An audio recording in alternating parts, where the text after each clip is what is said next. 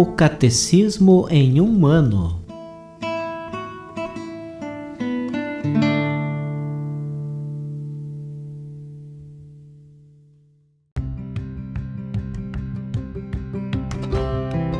Olá, eu sou Yuri, seminarista da Diocese de Ponta Grossa, Paraná. Você está ouvindo o podcast O Catecismo em um ano. Vamos ler todo o Catecismo da Igreja Católica ao longo de 365 episódios. Estamos utilizando a tradução em português apresentada pela CNBB em 2013, baseada na edição típica em latim de 1997.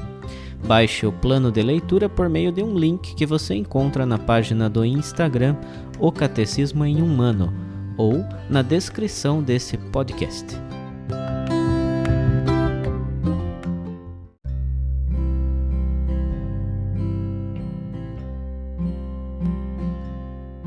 Chegamos ao dia 42 do nosso plano de leitura do Catecismo em um ano. Estamos na primeira parte do Catecismo, a Profissão de Fé, na segunda sessão, chamada Os Símbolos da Fé. E dentro desta sessão estamos no capítulo 1, Creio em Deus Pai. Hoje faremos a leitura dos números 306 a 314.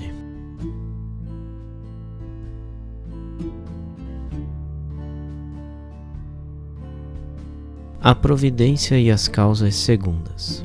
Deus é o Senhor soberano de seus desígnios. Contudo, para que eles se realizem, serve-se também da colaboração das criaturas. Isso não é sinal de fraqueza, mas da grandeza e da bondade do Deus Todo-Poderoso. De fato, Deus dá às suas criaturas não somente o existir, mas também a dignidade de agirem elas mesmas, de serem causas e princípios umas das outras e de assim cooperarem no cumprimento do seu desígnio. Aos homens, Deus concede até poderem participar livremente de sua providência, confiando-lhes a responsabilidade de submeter a terra e dominá-la.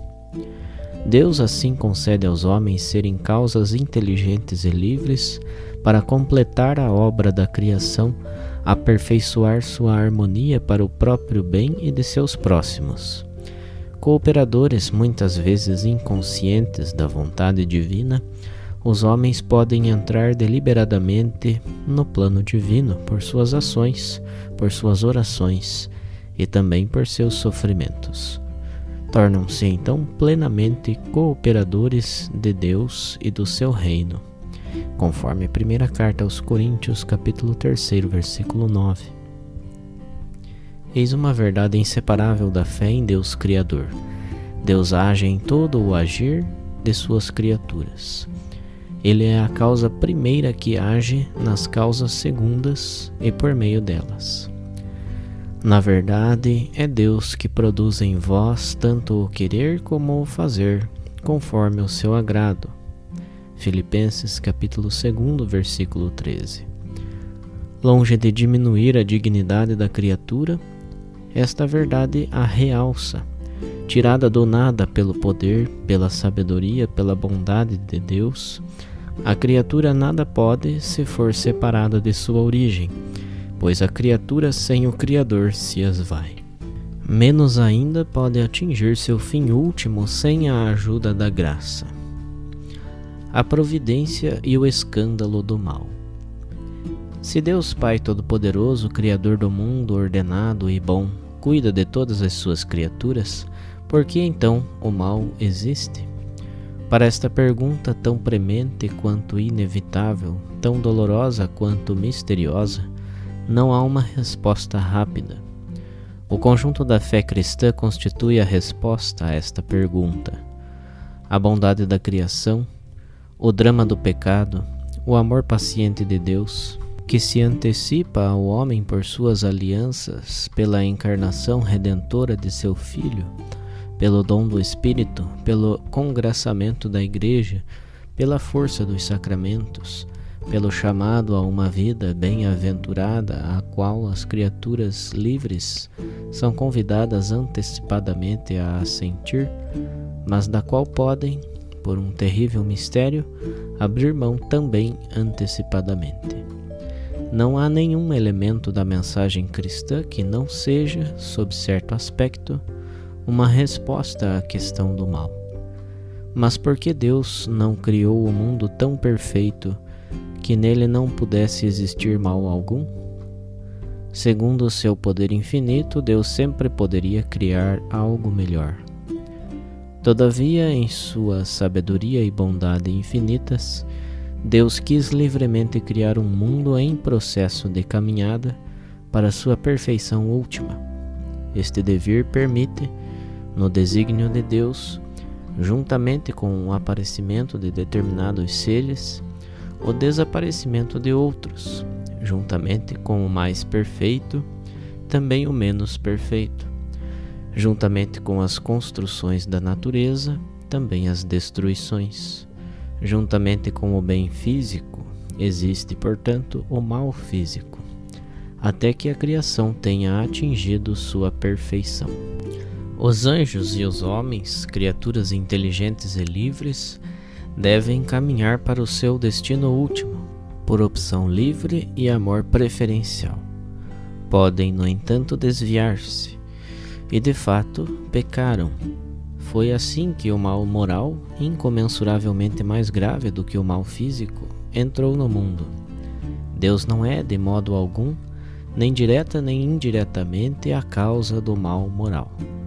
Todavia, o permite, respeitando a liberdade de sua criatura, e misteriosamente sabe auferir dele o bem.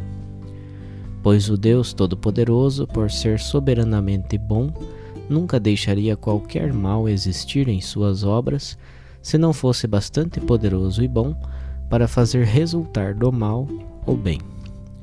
Assim, com o passar do tempo, pode-se descobrir que Deus, em sua providência toda poderosa, pode extrair um bem das consequências de um mal, mesmo moral, causado por suas criaturas. Não fostes vós que me enviastes para cá, mas Deus. Vós planejastes fazer o mal contra mim. Deus, porém, converteu-o em bem. Exaltar-me para dar vida a um povo numeroso. Gênesis capítulo 45. Do maior mal moral jamais cometido, a saber, a rejeição e o homicídio do Filho de Deus, causado pelos pecados de todos os homens, Deus, pela superabundância de sua graça, tirou o maior dos bens, a glorificação de Cristo e a nossa redenção. Com isso, porém, o mal não se converte em um bem. Sabemos que tudo contribui para o bem daqueles que amam a Deus. Romanos capítulo 8, versículo 28. O testemunho dos santos não cessa de confirmar esta verdade. Santa Catarina de Sena diz: àqueles que se escandalizam e se revoltam com o que lhes acontece, tudo procede do amor, tudo está ordenado à salvação do homem. Deus não faz nada que não seja para esta finalidade. Santo Tomás More, pouco antes do seu martírio, consola sua filha. Não pode acontecer nada que Deus não tenha querido. Ora, tudo o que Ele quer, por pior que possa nos parecer, é o que há de melhor para nós. Lady Juliana de Norwich. Aprendi, portanto, pela graça de Deus, que era preciso apegar-me com firmeza à fé e crer com não menor firmeza que todas as coisas irão bem. Tu mesmo verás que qualquer tipo de circunstância servirá para o bem. Cremos firmemente que Deus é o Senhor do mundo e da história. Contudo, os caminhos de sua providência nos são muitas vezes desconhecidos. Só no final, quando acabar o nosso conhecimento parcial, quando virmos Deus face a face, teremos pleno conhecimento dos caminhos pelos quais, mesmo por meio dos dramas do mal e do pecado, Deus terá conduzido sua criação até o descanso desse sábado definitivo, em vista do qual criou o céu e a terra.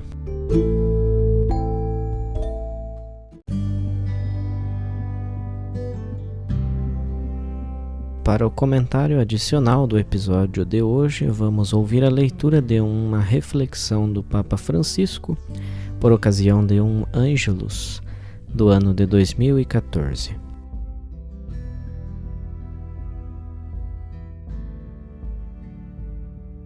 Papa Francisco, Ângelus, Praça de São Pedro, domingo, 2 de março de 2014. O profeta Isaías apresenta a providência divina com a imagem do amor materno cheio de ternura e diz assim: porventura pode uma mulher esquecer-se tanto de seu filho que cria, que não se compadeça dele, do filho do seu ventre? Mas ainda que esta se esquecesse dele, contudo eu não me esquecerei de ti. Isaías 49, versículo 15. Como isto é bonito! Deus não se esquece de nós, de cada um de nós. De cada um de nós com o nome e sobrenome. Ama-nos e não nos esquece. Que lindo pensamento! Este convite à confiança em Deus encontra um paralelo na página do Evangelho de Mateus. Olhai para as aves do céu, diz Jesus, não semeiam, nem ceifam, nem recolhem em celeiros, e o vosso Pai do céu alimenta-as. Observai como crescem os lírios do campo, não trabalham nem fiam. Pois eu vos digo, nem Salomão em toda a sua magnificência se vestiu como qualquer deles. Mateus capítulo 6, versículos 26, 28 e 29. Mas pensando em tantas pessoas que vivem em condições precárias, ou até na miséria que ofende a sua dignidade, estas palavras de Jesus poderiam parecer abstratas ou até ilusórias, mas na realidade são atuais como nunca. Recordam-nos que não se pode servir a dois senhores, a Deus e a riqueza. Enquanto cada um procurar acumular para si, nunca haverá justiça. Devemos ouvir bem isto. Enquanto cada um procurar acumular para si, nunca haverá justiça. Se ao contrário, confiando na providência de Deus, procurarmos juntos o seu reino, então não faltará a ninguém o necessário para viver dignamente. Um coração ocupado pela cupidez de possuir é um coração cheio desta cobiça de possuir, mas vazio de Deus. Por isso Jesus admoestou várias vezes os ricos, porque para eles é alto o risco de ancorar a própria segurança nos bens deste mundo, e a segurança definitiva, está em Deus. Num coração possuído pelas riquezas não há lugar para a fé. Se ao contrário se deixa a Deus o lugar que lhe compete, isto é, o primeiro, então o seu amor leva a partilhar também as riquezas, a pô-las ao serviço de projetos de solidariedade e de progresso, como demonstram tantos exemplos, até recentes, na história da Igreja. E assim, a providência de Deus passa através do nosso serviço aos outros, do nosso partilhar com os outros. Se cada um de nós não acumular riquezas só para si, mas as puser ao serviço dos outros, neste caso a providência de Deus torna-se visível neste gesto de solidariedade. Se ao contrário cada um acumular só para si, o que lhe acontecerá quando for chamado por Deus? Não poderá levar as riquezas consigo, porque, sabeis, o sudário não tem bolsos. É melhor partilhar, porque nós só levamos para o céu aquilo que partilhamos com os outros. O caminho que Jesus indica pode parecer pouco realista em relação à mentalidade comum e aos problemas da crise econômica, mas se pensarmos bem, reconduz-nos à justa escala de valores. Ele diz: porventura não é o corpo mais do que o vestido, e a vida mais do que o alimento? Mateus capítulo 6, versículo 25. Para fazer de maneira que a ninguém falte o pão, a água, o vestuário, a casa, o trabalho, a saúde, É preciso que todos nos reconheçamos filhos do Pai que está nos céus e, por conseguinte, irmãos entre nós, e que nos comportemos de modo consequente. O caminho para a paz é a fraternidade, este andar juntos, partilhar as coisas juntos.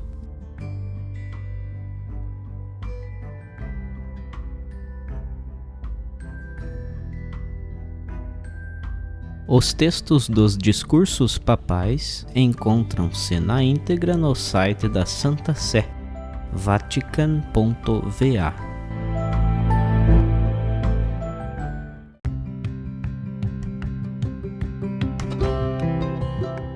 Você acaba de ouvir mais um episódio do podcast O Catecismo em um Ano.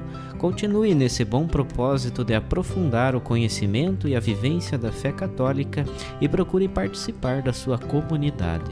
Rezemos por todos que estão fazendo esse caminho de leitura do Catecismo. Até amanhã!